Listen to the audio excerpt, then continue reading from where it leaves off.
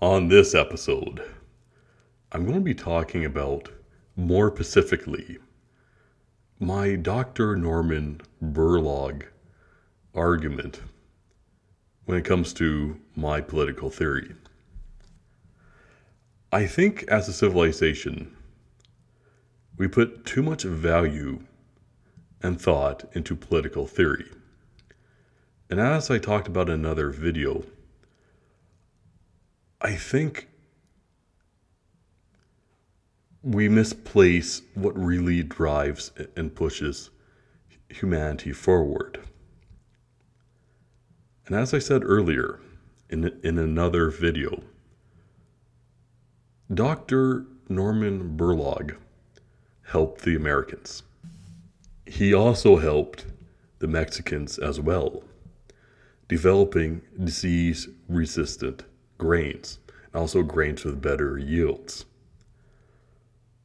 American capitalism could not fix the hunger crisis or the food crisis. It took a scientist developing better grain varieties to help these capitalists. But note, I'm not a hardcore socialist either. Dr. Norman was also asked by the Chinese to help them as well. The Chinese communists. Chinese communism wasn't able to fix their food crisis either. They asked for the same man, Dr. Norman Borlaug, to help them develop better rice strains that had greater yields.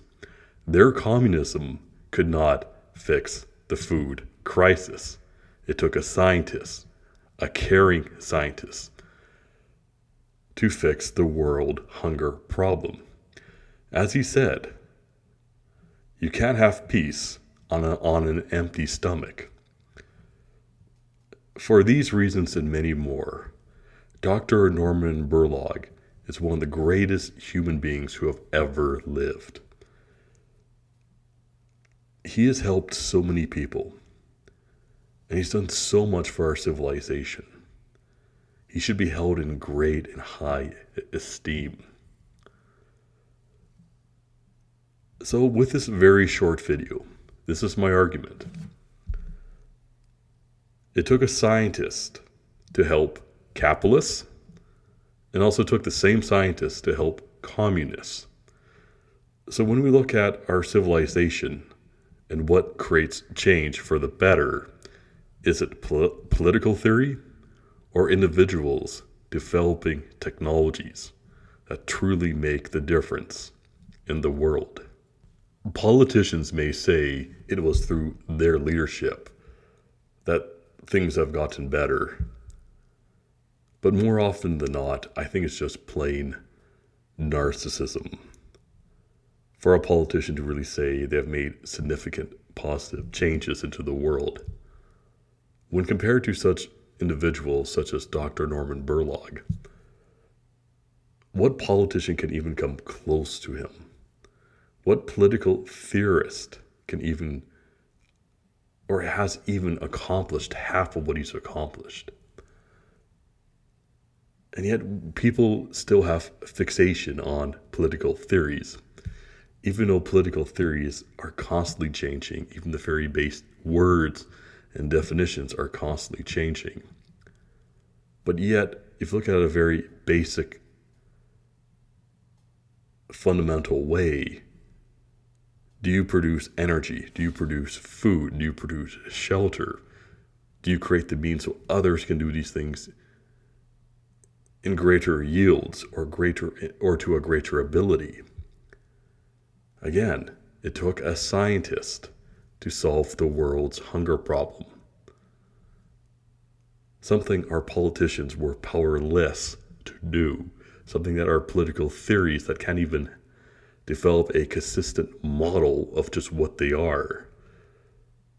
Regardless of these political failings, it took a scientist to stop the hunger crisis. And also the secondary benefits with greater supply of food, this freed humanity to achieve other things, like a space program, like developing better avionics, computers, software, the internet, and countless other forms of technology. Because people, for the first time, quite possibly in human history, such a large, substantial percentage of the population has had adequate amounts of food that they were free to pursue other pursuits, such as technology, computers, avionics, the science, putting a man on the moon. If people were hungry, this would not be possible, but because they were well fed, it is possible.